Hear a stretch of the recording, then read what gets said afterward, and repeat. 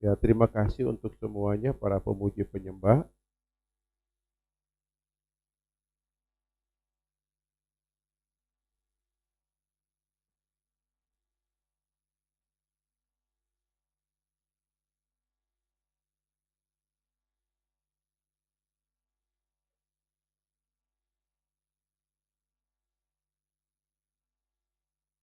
Ya, puji Tuhan. Shalom.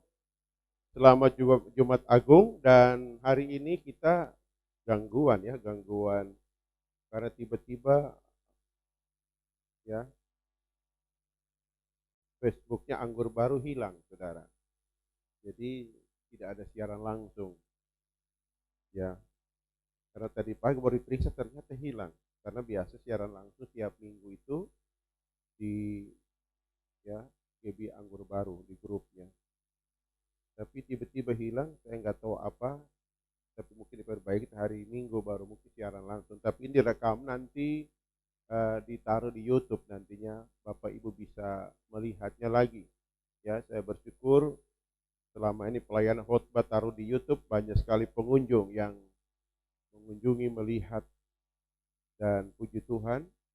Sama-sama kita akan baca firman Tuhan di hari ini di dalam Efesus pasal yang kedua, ayat 11 sampai ayat yang ke-22. Efesus pasal yang kedua, ayat 11 sampai ayat yang ke-22. Mari kita berdiri Bapak Ibu sebentar. Kita membacakan ayat-ayat ini dengan cara bergantian. Efesus pasal yang kedua, ayat 11 sampai ayat yang ke-22. Karena itu ingatlah bahwa dahulu kamu sebagai orang-orang bukan Yahudi, menurut daging, yang disebut orang-orang tak bersunat, oleh mereka yang menamakan dirinya sunat, yaitu sunat lahiriah yang dikerjakan oleh tangan manusia.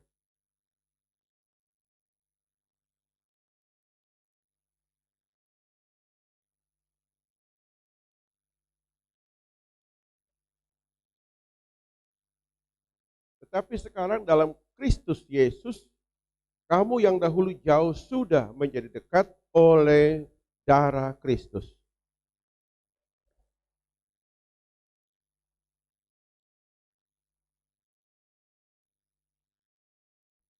Sebab dengan matinya sebagai manusia, ia telah membatalkan hukum Taurat dengan segala perintah dan ketentuannya, untuk menciptakan keduanya menjadi satu manusia baru dalam dirinya, dan dengan itu mengadakan damai sejahtera.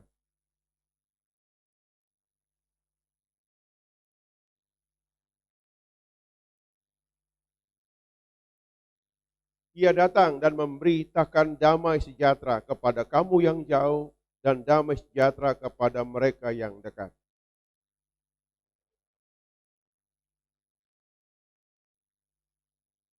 Demikianlah kamu bukan lagi orang asing dan pendatang, melainkan kawan sewarga dari orang-orang kudus dan anggota-anggota keluarga Allah.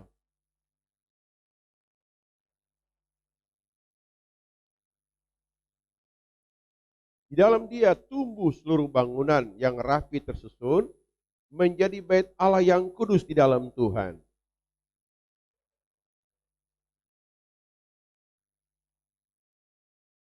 Amin. Disilakan duduk Bapak Ibu. Puji Tuhan. Ya, Jumat Agung ini kita mendengar sebuah tema, yaitu tentang makna pengorbanan Yesus Jumat Agung. Ya, jadi maknanya apa? Maknanya apa? Ya, sesungguhnya esensi dari pengorbanan itu, saudara. Ya, bagaimana mengorbankan diri. Sebanyak hal kita lihat di gambar, di mana-mana, bahkan di film, ya, di Passion, ya, ada film Yesus, saudara. Banyak hal mengajar kita tentang bagaimana. Kenapa? Saudara, untuk menyucikan dosa kan. Kalau kita lihat penyakit pandemi sekarang, saudaraku, ya, bisa dibuat transplantasi, ya. Jadi orang yang sudah sembuh diambil darahnya dan diberikan pada orang yang sakit, maka orangnya sembuh. Cukup seperti itu saja saya pikir untuk menyucikan dosa. Tetapi ternyata saudaraku yang kasih, mengapa Tuhan begitu menderita? Ya, disiksa. Alkitab mengatakan dicambuk, dipukul sampai 40 kali, itu hukuman tertinggi, saudara. Ya, dibabak belur, dihancurkan begitu rupa, saudaraku. Tujuannya adalah kalau kita baca dalam satu ayat, kita lihat di Yesaya pasal 52. Yesaya pasal 52, saudara, di ayat ini saya temukan ternyata untuk membuat manusia sadar, maka Tuhan itu menderita seperti ini. Yesaya pasal 52, kalau kita baca di ayat yang ke 13 sampai 15. 13 sampai 15. Kita lihat, mengapa Tuhan begitu menderita untuk umat manusia, saudara. Kita lihat, sesungguhnya hambaku akan berhasil. Ia akan ditinggikan, disanjung dan dimuliakan. Perhatikan kalimat berikutnya. Seperti banyak orang tertegun melihat dia. Begitu buruk rupanya, bukan seperti manusia lagi, dan tampaknya bukan seperti manusia lagi. Kalimat berikutnya ayat 15. Demikianlah ia membuat tercengang banyak bangsa. Raja-raja akan mengatup mulutnya melihat dia. Sebab apa yang tidak dicitrakan kepada mereka akan mereka lihat. Dan apa yang tidak pernah mereka dengar akan mereka pahami. Saudara, ternyata untuk menghadirkan atau membuat manusia sadar, saudara, maka perlu melihat suatu fenomena bagaimana Yesus begitu menderita hancur-hancuran, saudara. Sejahat-jahatnya seorang orang jahat, katakan dia preman atau gangster, dia pembunuh, saudara. Kalau melihat anaknya atau keluarganya sadis mati, saudara, dia akan tertusuk hati dan sadar. Amin. Kenapa Tuhan begitu menderita? Mengapa, saudara? Supaya seluruh bumi, semua raja-raja, semua bangsa-bangsa melihat, sadar, dan tercengang-cengang melihat, ya, pengorbanan Tuhan yang begitu rupa. Ternyata kesadaran itu tumbuh waktu mereka melihat orang lain di dalam penderitaan dan kesukaran. Sehingga kita melihat pengorbanan Tuhan Yesus yang begitu luar biasa di atas Golgota untuk menebus itu, membuat manusia banyak sadar. Namun, tidak semua orang sadar, saudara. Ya, buktinya orang jahat di mana-mana. Orang dicuci otaknya untuk berbuat jahat dengan janji yang muluk-muluk tanpa ada dasar kebenaran. Contoh, menjadi terorisme. Dicuci otaknya, diberi uang. Mungkin cara ekonomi hidupnya susah. Dikasih uang 10 juta, mas hotel berbintang, dan besok bunuh orang dengan cara melakukan bom bunuh diri, umpamanya seperti itu. Orang gak sadar, saudara. Tapi orang normal ada rasa, karena dalam diri manusia ada hati nurani, merasakan kesukaran penderitaan yang begitu mengerikan. Yesaya menulis, itu dia lihat 600 tahun sebelum Yesus disalibkan, saudara. Dalam alam kekal, alam roh, Yesaya melihat. Seorang nabi besar dalam Perjanjian Lama bernama Yesaya melihat bahwa seorang yang akan sangat menderita, dia dipukul, ditindas oleh Allah karena kejahatan manusia. Tujuannya apa, saudara? Maknanya untuk apa? Membuat manusia sadar bahwa ternyata untuk masuk surga itu ada perjuangan yang sangat luar biasa di luar, ya, kehendak pri kemanusiaan. Bos, ada seorang yang tidak mengenal dosa dibuat menjadi dosa dengan cara bagaimana ayat tadi menjelaskan. Semua orang tertegun melihatnya, termasuk saya. Saya bisa jadi orang baik, bisa bertobat, bisa berubah karena merenungkan betapa sadis, betapa mengerikannya pengorbanan Tuhan kita. Itu hanya karena Dia mengasihi kita. Halo? Dia sangat mengasihi kita di luar tindakan pri kemanusiaan. Di luar, ya, sadisnya, saudara. Orang boleh buat mutilasi, saudara. Itu hanya sekedar mereka mungkin perkosa, mereka potong dan mereka buang, ya, sebagian tubuh. Tapi tidak sesadis Tuhan Yesus mati. Bayangkan, disiksa hidup-hidup, saudara. Dicambuk, hancur tubuhnya, saudara, tapi tidak mati. Sesudah itu bukan sampai situ, saudara. Disuruh pikul salib ukuran manusia normal. Tidak bisa mampu, saudara. Tetapi kekuatan Tuhan, ketentuan dia mesti mati di atas Golgota untuk dosa kita semua. Untuk penyakit kita. Untuk kutuk yang melekat pada di hidup kita, saudaraku. Maka kita melihat di sini, Paulus mengutip pengorbanan Tuhan. Saya akan uraikan 5 pokok menurut bacaan tadi.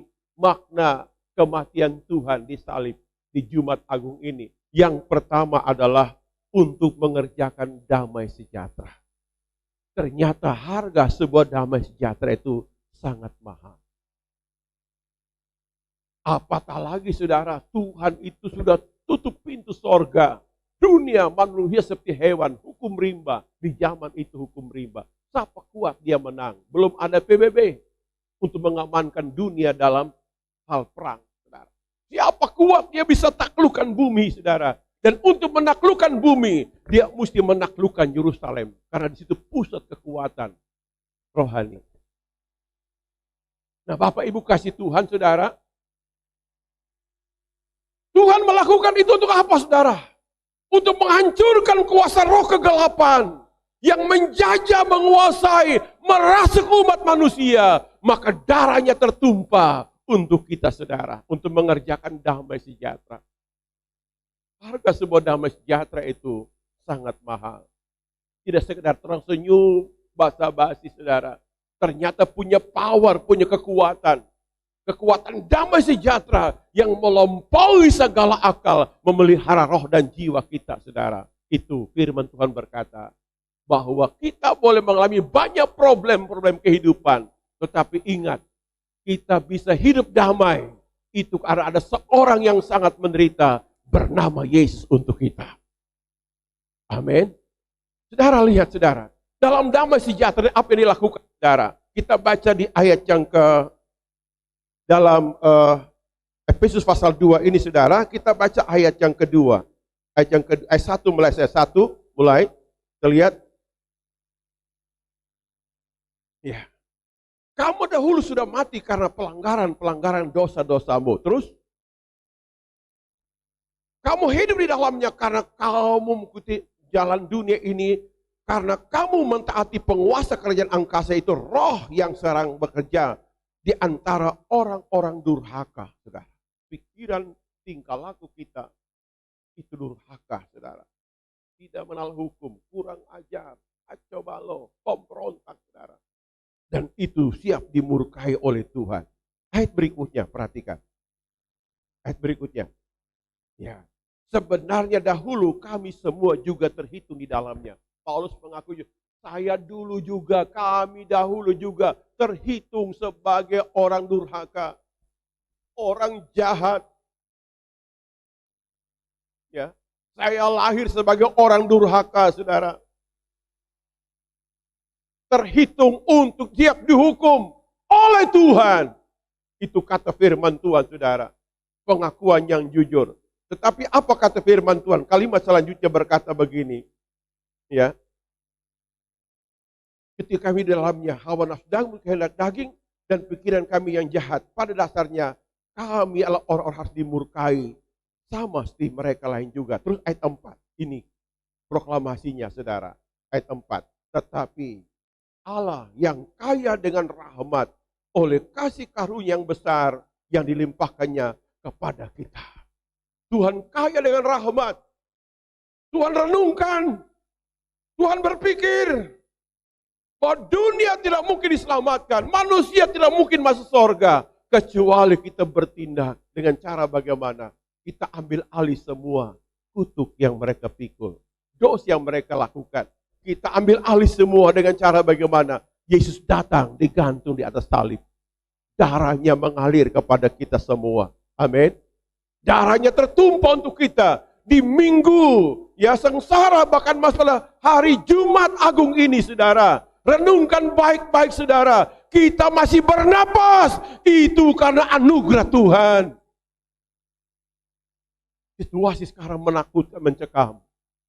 Tapi saya ingin proklamirkan kepada kita semua, mari kita terus berharap kepada Tuhan. Dosa kita diampuni, sifat buruk kita diubah oleh Tuhan.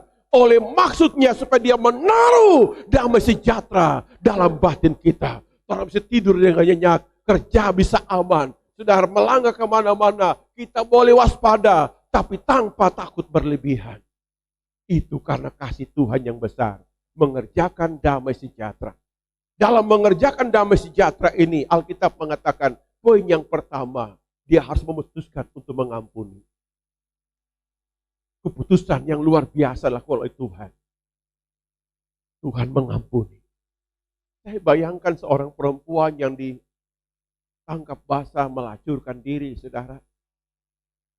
Dan menurut hukum, perempuan dirajam sampai mati. Tapi Tuhan diam 1000 bahasa. Dan hanya berkata, pulang, aku tidak menghukum engkau. Mengapa? Karena dalam hatinya sudah ada benih disebut aku mengampuni. Nanti klimaksnya di mana? Di Golgota. Bapa ampuni mereka. Keluar dari mulutnya. Itu pengumuman resmi yang dilakukan di atas Golgota.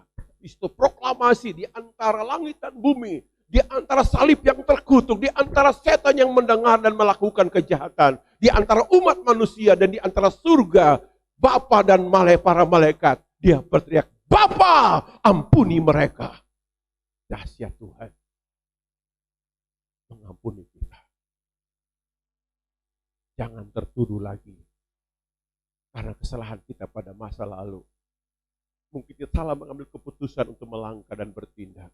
Hari ini hari pengampunan untuk kita. Hari penyelamatan. Jangan keraskan hatimu. Tuhan tawarkan dengan cuma-cuma tanpa dibayar. Halo. Tanpa dibayar, saudara. Karena Ibrani 10 ayat 26 berkata, barang siapa sengaja berbuat dosa, kalau menerima pengampunan, dia menghina Tuhan di muka umum. Kalau kita menghina Tuhan, ingat dosa Raja Daud. Daud waktu selingkuh, Nabi Nathan berkata, engkau menghina Tuhan. Pedang tidak akan beranjak daripadamu. Kesusahan akan terus melanda keluargamu. Karena engkau menghina Tuhan. Dalam Alkitab saya temukan 2 orang menghina Tuhan. Satu bernama Esau dan satu bernama Raja Daud. Saudara. Di Jumat Agung ini mari kita periksa hidup kita sesadar-sadarnya. Apakah kita sudah hidup jujur dengan Tuhan? Jujur dengan keluarga kita, atau jujur dengan diri kita sendiri, atau masih hidup dalam peri kemunafikan. Ini waktunya hari rekonsiliasi kita dengan Tuhan di Jumat Agung ini, saudara. Amin. Saudara mau berdamai dengan Tuhan, saudara mau berdamai dengan diri sendiri, saudara mau berdamai dengan sesama keluarga kita. Tuhan sediakan pintu anugerah bagi kita. Kita ini orang durhaka yang tidak punya nilai apa-apa, siap dibantai oleh Tuhan kapan saja. Dan dia datang tawarkan pengampunan limpahnya kepada kita, saudara. Itu mengerjakan damai sejahtera, poin yang pertama. Poin yang kedua adalah memberi kita bagian ketentuan berkat yang dia tentukan. Dan dia mengampuni kita, memberikan bagian ketentuan. Engkau berhak disembuhkan, engkau berhak diberkati, engkau berhak dibuat sukses. Engkau berhak menerima bagian roti yang disediakan di atas meja anak-anak kerajaan. Engkau berhak mengambil dan menggunakannya. Itu artinya bahwa hidup dalam berkat Tuhan. Alkitab mengatakan di ayat tadi yang baru kita baca, Efesus pasal 2. Yang tidak mendapat ketentuan itu. Tidak mendapat perjanjian itu. Dalam hubungan damai sejahtera yang kedua adalah kita berhak diberkati oleh Tuhan. Kita berhak ditolong oleh Tuhan. Kasih Tuhan yang besar, siapakah kita ini, saudara? Daud dalam Mazmur pasal 8 dia berkata, siapakah aku ini, Tuhan? Siapakah aku ini? Engkau menjadi aku biji matamu, mendapat bagian dalam ketentuan. Itu disebut kasih karunia Tuhan. Kalau saudara bisa buat suatu catatan pribadi tiap waktu.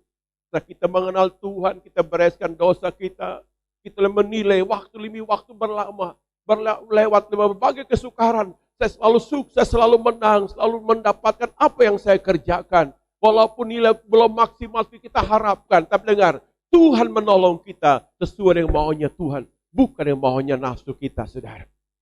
Maka kita patut bersyukur kepada Tuhan. Katakan amin. Ketentuan hukum kita dapatkan, saudara, di sini disebutkan di dalam Efesus pasal 2 tadi, saudara. Yang tidak yang baru kita baca tadi, kita lihat lagi, saudara, sebentar. Di pasal 2 tadi, saudara. Ya. Di ayat yang ke-11 sampai ayat yang ke-12 disebutkan, ya saya simpulkan satu kata, disebutkan bahwa orang yang tidak mendapat ketentuan sebagai warga kerajaan yang diberkati, keturunan Abraham diberkati Tuhan, kita semua, dari suku mana saja, warna kulit kita seperti apa warnanya, itu menjadi berharga di mata Tuhan. Kenapa? Karena kita mendapat ketentuan, saudara. Saya tidak percaya hukum karma, saya tidak percaya namanya mitos apapun, saudara. Kalau kita mengenal Tuhan, nasib kita berubah. Kenapa? Ketentuan Tuhan kita dapatkan jatah. Nasib kita buruk seperti apa? Sakit hati seperti apa? Kecewa seperti apa, saudara? Gelap, kelam seperti apa? Dengar baik Bapak Ibu, saya proklamirkan hari ini. Engkau dan saya, kita mendapat ketentuan berkat yang Dia janjikan. Amin. Mari kuatkan hatimu dan percaya, berharaplah kepada Tuhan. Tuhan pasti menolong kita, saudara. Ya, tahun-tahun waktu lalu orang tua kita begitu susah, begitu menderita, saudara. Ya, zaman begitu mencekam, rumah kita mungkin gelap gulita. Siapa sih lahir masih ada nasib namanya melihat lampu minyak tanah? Saya ketemu itu. Saya lahir masih waktu nasib melihat lampu minyak tanah. Lampu biji kemiri ditumbuk sama kapas, dibuat seperti batang lilin dan dibakar, saudara. Itu tahun-tahun 60-an, zaman di mana orang belum pernah lihat listrik. Melihatnya kebahagiaan, orang tua begitu susah payah. Hidup dari pertanian itu pun sekali makan, pergi ambil lagi, saudara. Belum ada apa-apa, tapi Tuhan pelihara. Itu rahmat Tuhan. Sekarang zaman modern, ya, bukan modern sekarang, postmodern, artinya sesudah modern. Karena zaman modern mulai itu karena orang menemukan namanya pabrik, namanya segala sesuatu, saudara. Tapi banyak orang punya nasib lebih bagus. Kita mungkin kurang, saudara. Mulai hari di hadapan Tuhan di atas salib Kristus Yesus, Dia berkata, kita berhak mendapat ketentuan berkat. Amin. Apa yang kita bergumul sekarang? Melawan penyakit dalam keluarga kah? Melawan kesusahan kah? Berusaha di masa sukar karena pandemi kah? Ketakutan mencekamkah? Angkat wajahmu dan berkat Tuhan. Aku percaya aku dapat bagian yang dijanjikan oleh Tuhan. Karena Dia memberikan kita damai sejahtera Tuhan. Amin. Saudara, dalam damai sejahtera yang kedua, yang ketiga adalah ketentuan hukum di ayat 15 Efesus pasal 2. Hukum yang mengancam nyawa kita. Hukuman mati, hukuman rajam ditiadakan oleh Tuhan. Hak prerogatif dari Tuhan, Dia mengampuni kita. Sekalipun iblis menuduh orang ini bersalah. Orang itu bersalah, tapi Tuhan berkata, tidak, aku mengampuni dia. Ini hukum berkata dia mesti rajam, dia mesti hancurkan, karena dia orang berbuat dosa. Tuhan berfirman, tidak, aku mengampuni dia. Mengapa? Ketentuan hukumnya dicabut bagi orang yang bersadar dan datang kepada Tuhan. Makanya Alkitab melarang kita untuk kita saling menghakimi. Amin. Karena pembalas itu hak Tuhan, saudara. Halo, hak Tuhan, saudara. Kalau kita lakukan masa raya ini, wah luar biasa. 1 tahun lebih kita melawan pandemi yang tidak habis-habisnya. Waktu tidur kita takut, kerja takut, pegang uang pun takut. Mesti pakai gata-gata, saudara. Pakai sarung tangan. Takut tertular virus. Tapi dengar, Tuhan masih membuat kita sehat sampai hari ini. Itu anugerah Tuhan. Itu berkat Tuhan. Tuhan mau hati kita penuh damai sejahtera. Dia kerjakan 2000 tahun yang lalu. Itu belum habis. Kenapa? Dalam alam roh. Dalam alam kekal dari zaman ke zaman. Darah dan pengorbanan itu terus Dia kerjakan. Untuk kita, saudara. Amin. Ketentuan hukum karena kejahatan kita dicabut dibatalkan oleh Tuhan, saudara. Dalam damai sejahtera yang keempat, saya temukan di sini adalah merobohkan tembok perseteruan. Saudara tahu dua bangsa bertikai, Jerman Barat, Jerman Timur, sudah perang dunia pertama. Dibagi dua negara ini, ada Jerman Timur, Jerman Barat, dan ada tembok Berlin yang kokoh berdiri, memisahkan dua bangsa besar ini, dua bangsa ini, saudara. Yang satu pahamnya Kristen, Katolik, dan Protestan. Yang satu pahamnya komunis, saudara. Itu Jerman Timur dan Jerman Barat. Banyak orang berdoa bertahun-tahun, saudara. Kalau boleh negara ini damai dan rujuk, saudaraku. Dan ternyata waktu mencatat bahwa tembok Berlin berhasil dirobohkan. Jerman bersatu, saudara. Antara timur dan barat menyatu kembali menjadi satu kesatuan. Itu gambaran juga tentang hidup kita, saudara. Kita berseteru pertama dengan Tuhan. Yang kedua dengan sesama kita, saudara. Semua tembok seteru dirobohkan oleh salib Kristus. Itu kabar baik, saudara. Jangan hidup kita bangun tembok antar sama kita. Mau di rumah kah? Mau di tempat kantor kah? Tempat usaha kah? Tidak boleh. Amin. Kita belajar seorang hamba Tuhan besar di Alkitab bernama Boas. Boas ini mamanya Rahab. Saudara pernah ingat tembok Yeriko yang runtuh? Ya, si Rahab ini punya suami bernama Salmon. Punya anak bernama Boas, saudara. Di tengah masa susah 10 tahun di Bethlehem, tidak ada makanan, kelaparan. Sampai-sampai Naomi dan sekeluarga mengungsi ke Moab untuk cari makan dan mati di sana. Ketiga laki-laki. Ya, Naomi suaminya dan kedua anak prianya, saudara. Tinggal 3 janda satu rumah. Mereka balik, Orpah pulang, saudara. Orpah pulang ke Moab dan Ruth bersama Naomi datang ke Bethlehem. 10 tahun mereka bertemu seorang anak muda yang kaya raya bernama Boas. Punya kebun yang besar, punya gandum, punya segalanya, saudara. Dalam masa susah 10 tahun ini, kenapa Boas bertahan, saudara? Alkitab mencatat ternyata Boas dengan keluarganya dan bahkan dengan seluruh karyawan selalu berkata, Tuhan memberkati. Shalom, shalom. Tuhan memberkati Anda. Ternyata kekuatan damai sejahtera. Alkitab berkata betul dalam Mazmur 133. Dia akan memberitakan berkat kehidupan datang kepada kita. Lewat Jumat Agung ini, saudara. Mari menjadi gaya hidup, menjadi karakter kita. Ucapkan shalom kepada suami istri setiap hari. Katakan amin. Shalom, damai sejahtera kepadamu. Tuhan menyertaimu, damai sejahtera menyertaimu. Jangan kita kehilangan damai hanya karena uang, hanya karena gengsi, hanya karena kesombongan, hanya karena apapun. Jangan, saudara. Kita mau datang kepada Tuhan dan berkata, Tuhan berikan aku shalom. Saya baca, saya renungkan tentang Boas ini. Hebat. Ketemu karyawan. Shalom, salam sejahtera. Diberkati Tuhan juga. Mereka kaya raya. Naomi yang hanya dia punya peninggalan sudah disita, dibeli oleh Boas. Seluruh kintal, rumah, kebun semua dibeli oleh Boas sebagai penebus, saudara. Mengapa? Alkitab mengajarkan kepada kita, kalau kita kehilangan damai, siap-siap segala sesuatu akan disita oleh Tuhan. Saudara baca Matius pasal 13. Kalau kita nggak disembuhkan batin kita akan kehilangan rahasia kerajaan surga. Dan Alkitab mengatakan apapun yang ada padamu akan diambil oleh Tuhan. Apapun yang ambil, apapun yang ada. Saudara pernah semua orang riwayat hidup mereka, hidup menderita karena kepahitan, karena pertengkaran, saudara. Rumah disita, uang gak ada, perabot dijual, baju pun dijual. Semua dijual hanya untuk apa? Beli makan dan perawatan, saudara. Itu cara hidup yang sangat mengerikan. Tapi dengar lewat Jumat Agung ini, mari kita berhenti berbuat dosa, berhenti saling menyakiti, berhenti saling mengkhianati, saudara, berbuat jahat sesama kita. Mari kita datang kepada Tuhan dan berkata, Tuhan ampuni aku, saya mau berubah hari ini. Saya mau datang kepada Tuhan. Jangan penyakit merenggut keluargaku dan habis harta, habis aset hanya untuk biaya rumah sakit. Karena Alkitab mengatakan seperti itu. Dengar perbuatan yang Tuhan lakukan kepada kita. Tembok perseteruan dirobohkan oleh Tuhan. Untuk kebaikan siapa? Kebaikan kita manusia. Bagi Tuhan dia kekal. Tuhan tidak butuh apa-apa.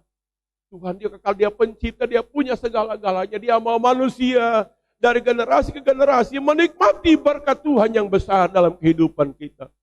Saya pernah ketemu orang di Tandurusa sana, saudara. Ibu istri ini bersaksi di tengah-tengah ibadah itu, saudara. Dia bersaksi begini, rumah kami dijual, perabot semua dijual karena dosa lakukan terjadi dalam keluarga kami. Puji Tuhan, suami saya bertobat, berubah, dan semua dikembalikan oleh Tuhan. Suamiku dapat pekerjaan, gajinya besar, dan kami bisa beli lagi perabot rumah yang sudah hilang. Itu karena anugerah berkat Tuhan. Nah, dalam hal ini juga seperti saudara. Lewat peristiwa Jumat Agung, bagi orang biasa-biasa, halnya biasa-biasa. Tapi bagi kita yang pejuang, perantau, kerja keras, itu berarti, saudara. Amin. Bagi orang lain hidupnya masa bodoh, ada waris orang tua. Mau bangun jam berapa, saya mau pikir apa. Tapi kalau kita anak rantau, hidup ini susah. Ya kata orang Medan, hidup ini keras, Bung. Hidup ini susah, ini penuh pergumulan. Ayub berkata, Ayub 7 ayat 1. Hidup ini seperti peperangan. Hidup seperti orang bergumul, susah. Untuk apa suatu paling setengah mati, saudara. Tapi dengar, saya tidak berikan kabar. Hanya isapan jempol, tidak, saudara. Kabar yang betul dari sorga.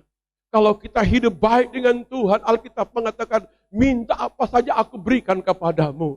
Dalam Yohanes 15 ayat yang ke-7, firman Tuhan mengajar kepada kita semua. Dan juga di lahir ayat ini, kalau firmanku di hatimu, engkau minta apa saja, Tuhan berikan kepadamu. Amin. Kalau kita simpan firman Tuhan di hati, saudara, ya, apa saja kamu kehendaki, kamu akan menerimanya, itu kata firman Tuhan. Ini mengajar ketentuan tentang hidup kita, saudara. Firman Tuhan di hati. Pasti ada iman, saudara.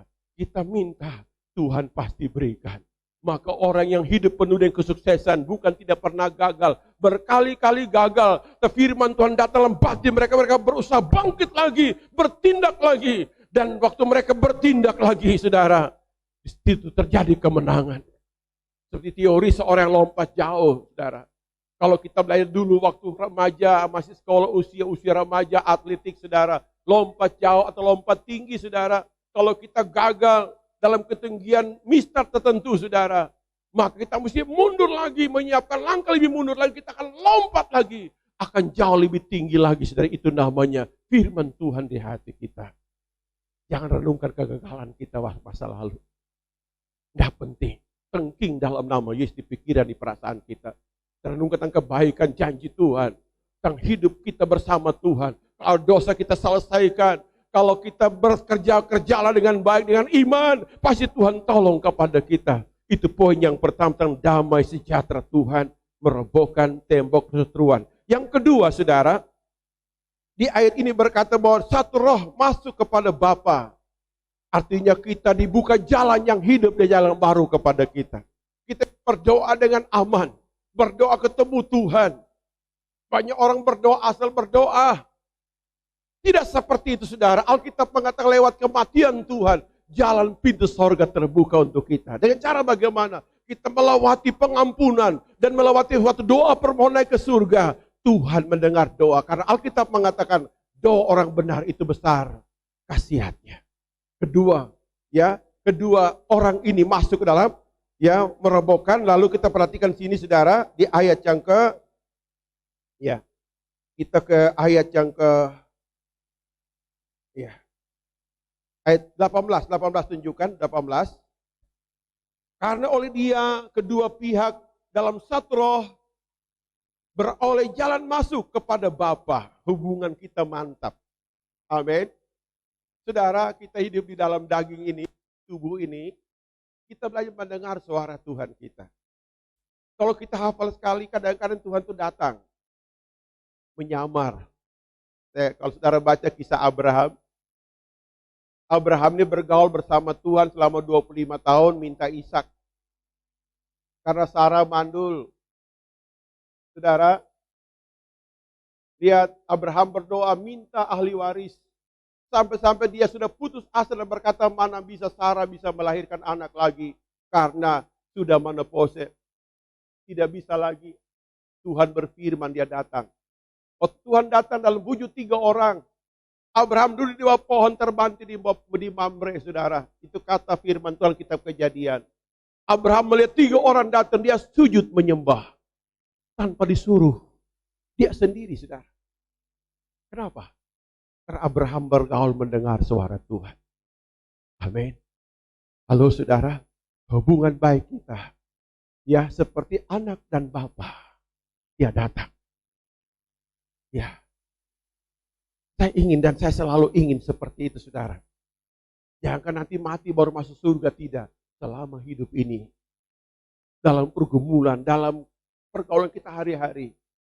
Ya, mengapa Tuhan awal mula bumi dia tidak diciptakan rumah untuk Adam tinggal, saudara, taman.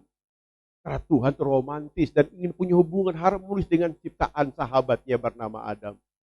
Dia datang. Sampai Adam hafal betul bunyi kelapa kaki Tuhan. Belum lihat rupa, baru dengar bunyi, Tuhan datang. Saudara suami istri kan kenal bunyi ya telapak kaki suami istri, betul nggak? Ya, saya hafal sekali bunyi telapak kaki, ya sepatu istri saya, pulang ibadah dia. Baru di atas, bunyi sepatu dengar di bawah, datang. Hidup lama dengan dia 30 tahun lebih. Pergaulan saudara dengan Tuhan. Itu hanya dilakukan lewat Jumat Agung. Darahnya merobek semua ketentuan. Merubah semua saudara. Dan kita bisa melihat, wow, mujizat Tuhan yang besar itu terjadi. Amin. Saudara, ini yang perlu kita renungkan bersama. Dalam doa penyembahan kita. Tuhan tidak butuh bahasa indah. Tapi Tuhan membangun hubungan yang harmonis dengan kita. Bilang amin. Hubungan baik. Lewat hari Jumat Agung ini saudara, mari kita berdamai. Saya pun sebagai pemimpin saya minta maaf kepada saudara. Lihat tutur kata tindakan yang salah, ampuni kalau saya lakukan itu. Mengapa? Enggak ada untungnya saya simpan salah orang. Enggak ada untung saudara. Saya hanya mau simpan firman di otak saya, di perasaan saya, di hati saya. Saya tidak mau simpan kurang orang atau salah orang, enggak mau. Enggak ada guna apa-apa.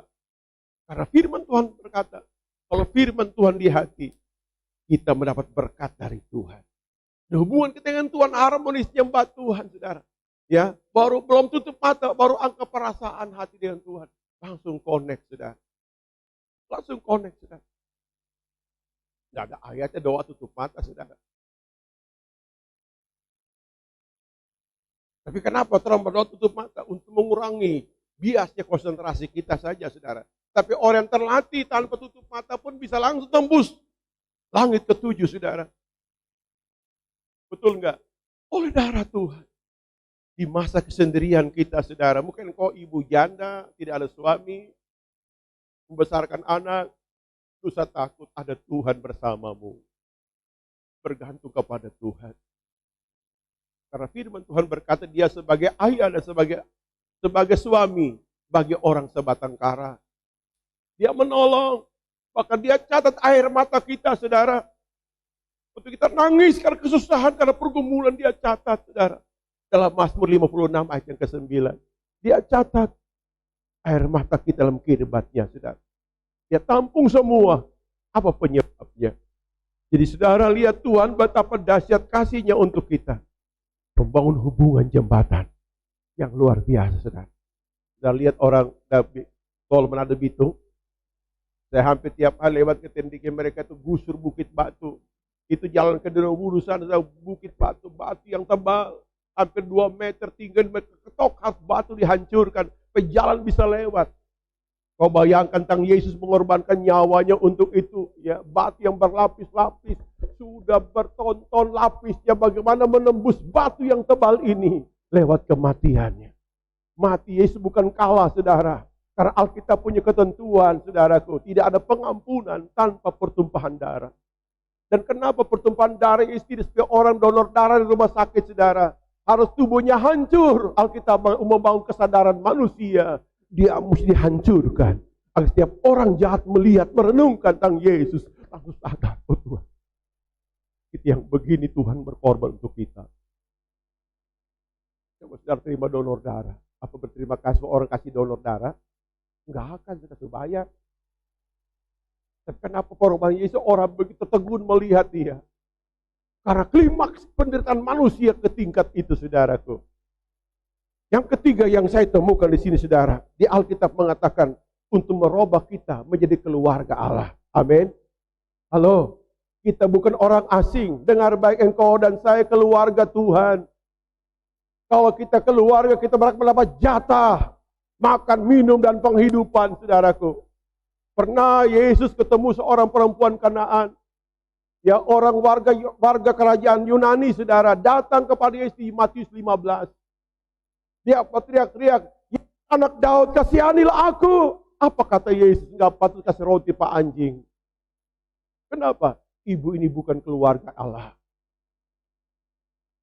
Tapi kalau kita bertobat jadi keluarga Allah, nama kita tercatat buku kehidupan yang kekal. Dengar, jatah Tuhan sediakan bagimu. Kita di sini punya bayi kecil. Ada. Nah, mungkin seorang ibu berkata, "Hai anak, jangan macam-macam minta makan minum. Kerja dulu." Enggak. Anak ini lahir dalam sebuah keluarga, berhak makan minum dan dapat perawatan dan perlindungan. Begitupun kita dalam surga, kerajaan surga. Dengar baik, kita ikut Tuhan. Kita dihina enggak apa-apa, dengar. Tuhan pelihara kita di tengah masa apapun. Halo. Ya, saudara. Saya dulu bersaksi di sini, ada pengusaha besar lewat di muka gereja. Sementara corin tiang gereja, saudara. Pengusaha itu parkir mobilnya. Karena dia kenal baik dengan saya. Ya, dia ngomong, "Pendeta, gedung terlalu besar. Biar air mata darah lagi, tidak akan kelar." Saya tidak balas, saya cuma diam dan berkati hati. Engkau akan melihat perbuatan Tuhan. Karena saya anak Allah. Saya berhak dipelihara oleh Tuhan. Apapun yang saya minta pasti Tuhan kasih.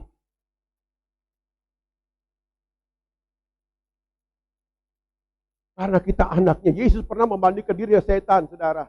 Dalam ayat berkata begini, "Bapa yang jahat memberikan pemberian yang baik, apatah lagi Bapamu yang di sorga."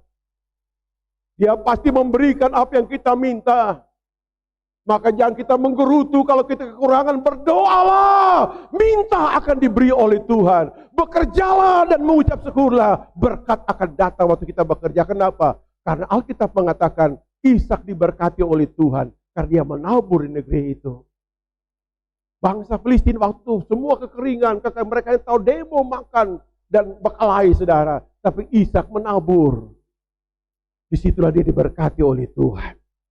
Maka poin ini berkata begini, saudaraku, kita disebut diubah menjadi keluarga Allah. Amin. Halo, amin. Halo, amin. Ya, firman Tuhan berkata, saudara, ya, dalam Yeremia pasal 31 ayat 31 sampai 33. Akan datang waktunya aku menulis firman Tuhan di hati mereka, sehingga mereka memanggil aku Allah dan mereka umatku. Dalam Perjanjian Baru dikutip oleh Rasul Paulus berkata, firman Tuhan di hati kita, kita panggil dia Bapa dan dia memanggil kita anak, saudara. Itu keluarga Tuhan. Amin. Coba angkat wajah ke surga sebentar. Angkat wajah ke surga, panggil dia Papa. Amin. Doakan berkata begitu, Bapa kami di surga. Paulus mengatakan engkau bukan orang asing atau pendatang, tapi keluarga kerajaan Allah. Haleluya, saudara. Yang keempat, dibangun, saudara. Di ayat yang ke-20 berkata, ya, dibangun. Dibangun di atas dasar para rasul, para nabi, dan Yesus Kristus sebagai batu punya pendewasaan ini. Keluarga yang dewasa, keluarga yang bisa tahu mengusir setan, keluarga yang bisa mengatasi berbagai kesulitan, keluarga yang bisa berbuat kasih dan berkorban, saudara. Keluarga suka mendukung pekerjaan Tuhan, berbuat baik. Keluarga yang suka melakukan apa, itu perlu dibangun, dibina, dididik, saudara. Kita semua lahir dalam adat ketimuran, kita dididik dari keluarga. Saya ingat kami masih kecil, masih bayi-bayi. Ya, di kampung kami kalau makan siang atau makan malam harus makan sama-sama di meja makan. Ya, mau mungkin hanya makan ubi, Ya, di sana bilang makan kasbi, makan kaladi, saudara. Di sini bilang bungkahe. Semua, yakwa, ikan, papeda, taruh, semua duduk berhadapan di meja makan. Dan salah seorang berdoa baru makan. Di situ nasihat dibangun, diberikan. Ya, saudara. Itu dalam budaya, saudara, keluarga. Dalam Tuhan pun demikian. Ya, makanya kenapa ada gerakan memuridkan orang, mengajar orang. Karena saya hanya percaya kita dilahirkan jadi penakluk bumi ini, saudara, jadi pemenang. Tidak mungkin jadi pemenang kalau nggak pernah dilatih, saudara. Nggak mungkin. Kenapa? Karena orang belum biasa, nggak tahu. Setan bodoh-bodohin, saudara. Mengapa setan pertama goda Hawa? Karena mendengar firman itu Adam, bukan Hawa. Tuhan berfirman pada Adam, kau makan semua. Satu pohon ini jangan. Berita nggak sampai ke telinga Hawa. Saya nggak tahu apakah Adam ajar kepada Hawa atau tidak, saudara. Tapi pasti dia ajar, cuma sepintas sekali. Karena Hawa juga tahu. Ya, Tuhan berfirman, dia ngomong pada iblis. Tuhan berfirman, pohon kami makan semua, satu yang tidak boleh. Apa setan bilang? Mana bisa mati? Gak mungkinlah kamu mati. Setan ingin meragukan janji Tuhan lewat perkataan yang dusta itu. Hawa langsung percaya. Maka penting kita hidup dalam saling mengingatkan, saling mengajar dalam keluarga. Amin. Saling kasih tahu, kasih ingat. Ya, istri yang baik, papi, ya, Pak, ingat ini salah ini bikin bagus, bikin bagus. Jangan kita sebagai suami keras kepala, istri mana tahu, kau banyak mulungan. Iya, tidak boleh. Begitupun sebaliknya, suami yang sayang istri berkata ajar istri, ini apa nih? Ya, yang istri rewet dia hanya bilang, suami bilang, mau cair sebentar, apa yang cair? Mulu mau cair ini. Malaki berkata, jangan bangun rumah tangga dalam kekerasan. Hanya bangun kerta karena kebodohan. Tidak ada kesabaran. Keluarga Tuhan saling menasihati, saling membangun, saling mendoakan. Maka berkat itu datang kepada kita. Amin. Amin gak? Halo, amin. Halo, kasih tahu Tuhan sayang pada orang semua. Amin. Ya, saudara. Yang terakhir. Ya, bukan dibangun, saudara, tapi bertumbuh. Ya, bertumbuh. Ya, disebutkan di sini. Ya, di ayat yang ke 21 dan 22. Di dalam dia bertumbuh seluruh bangunan rapi tersusun menjadi bait Allah yang kudus di dalam Tuhan, dan di dalam dia kamu juga turut dibangunkan menjadi tempat kediaman Allah di dalam roh, saudara. Kata bertumbuh di sini artinya dalam dua hal, saudara. Yang pertama, bertumbuh dalam pengetahuan, ya, dalam sifat yang baik, saudara, dalam keterampilan, ya, dalam keberhasilan, saudara, itu disebut kualitas. Yang kedua, bertumbuh dalam kuantitas. Anak-anak biologis kita bertambah, amin. Tadinya kita menikah, Tuhan kasih tambah anak 2, anak 1, ya, tambah anak 3, bahkan anak saya 1 lusin kayak Yakub, anak laki-laki 1 lusin, Yesus 12 suku Israel. Saudara, itu dalam kuantitas juga bertumbuh, bertambah, anak-anak rohani bertambah, saudara. Kita menginjil, Tuhan tambahkan. Tuhan buka pintu-pintu penginjilan, pintu pelayanan. Kayak Kolose pasal yang keempat ayat 2. Doakan Tuhan buka pintu-pintu pelayanan. Maka orang bertobat bertambah-tambah, saudara. Ya, seluruh bumi akan penuh kemuliaan Tuhan. Karena standar Tuhan, jadikan semua bangsa muridku. Betapa banyak, betapa bangsa. 9 miliar bumi ini penduduknya, saudara. Ya, kalau orang kuat melayani, kuat menginjil, akan bertambah, bertumbuh namanya. Bertambah banyak, saudara, penuhi bumi. Kita petakan pulau-pulau yang masih gelap. Ya, kasihan orang lain menikmati hal-hal yang hebat karena ya budaya sudah maju, yang sana tinggal telanjang, ya, tinggal mau kebunuh, kanibal, makan orang. Bagaimana kita selamatkan mereka? Kita utuslah misionaris ke sana untuk melayani. Amin. Karena melayani bukan cari doi, bukan cari makan, tapi merubah umat manusia. Betul enggak? Ini bertumbuh, saudara. Saya doakan keturunan di sini jadi jemaat misioner yang bisa mengutus misionaris 10 tahun, 5 tahun mendatang, saudara. Ke tempat-tempat suku-suku terpencil. Masih ingat saudara kita Hotman? Negeri dongeng, kata dia di sana. Dulu nggak ada listrik, saudara. Sampai sekarang belum ada signal. Dia betah. Karena pergumulan nggak sedikit. Daerah merah, daerah maut diubah oleh Tuhan. Dia bertah sampai hari ini di sana, saudara. Itu karena andil saudara juga. Setiap minggu saudara bawa persembahan. Saya sisihkan setiap bulan 600.000, 3 tahun untuk dia di sana, hidup di sana. Dia hidup misionaris sebagai misionaris. Karena utus 3 pendeta gagal semua. Dia yang keempat ke sana. Tapi Tuhan bisa itu jadi percontohan, jadi pengalaman. Kita bisa mampu misionaris waktu-waktu mendatang. Oket baru pulang Kalimantan tuh, Pak Oket. Ada orang suku pedalaman Kalimantan, diadopsi, dilayani oleh Yayasan Getsemani Global. Kita melayani bukan karena kita kaya, sedang karena kita mau Tuhan supply harta lewat kita. Karena kita bukan pemilik, kita ini pengelola berkat Tuhan. Tapi kalau hidup untuk diri sendiri, kita orang kaya yang bodoh. Dalam Injil Lukas berkata, orang kaya berkata begini, hai jiwaku senang-senanglah, harta melimpah. Tuhan berkata, malam ini aku cabut nyawamu, hartamu kemana?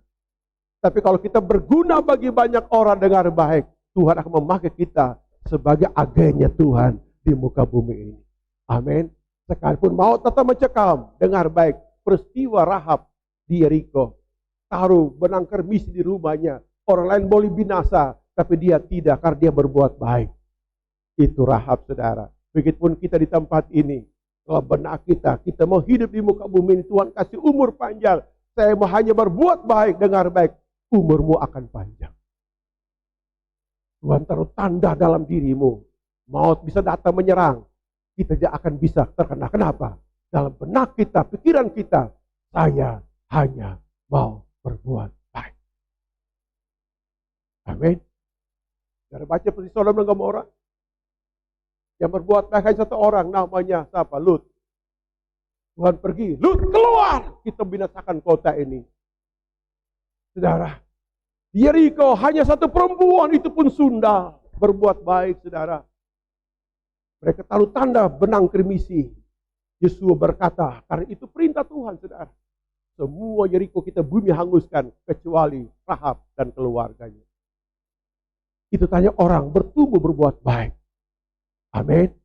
Saudara mau janji bernasar kepada Tuhan di Jumat Agung ini. Seumur hidup berbuat baik kepada Tuhan dan sesama. Dengar baik. Maut silih berganti. Tuhan tak pelindungi dan pelihara kita. Karena Tuhan berkata, orang ini alat pilihan bagiku. Amin. Dari zaman ke zaman seperti itu. Saudara kalau baca peristiwa tentang seorang perempuan di Alkitab bernama perempuan Sarfat. So janda, anak 1, tepung sedikit. Tapi Tuhan lihat dari surga perempuan ini, aku sediakan berbuat baik, memelihara Nabi Tuhan. Dengar, semua orang kekurangan dan kehabisan perbekalan dan logistik, saudara. Tapi perempuan ini dipelihara oleh Tuhan. Kenapa? Konsep hidupnya, perbuatannya selalu berbuat baik. Amin. Ya, memang orang semua lahir dalam konsep yang berbeda pola pikir. Tapi saya percaya Jumat Agung ini, mari berpikirlah. Hidupku, aku nggak punya apa-apa. Tapi aku mau berbuat baik. Amin. Karena hidup ini kesempatan untuk berbuat baik. Katakan amin. Bila amin. Mau berbuat baik, saudara. Mau berbuat baik. Itulah inti pengorbanan Tuhan di salib. Dia bukan pamer, lihatnya aku bisa mati, tidak, saudara. Dia berbuat baik untuk kita semua. Amin. Tutup mata semua, datang kepada Tuhan di hari ini.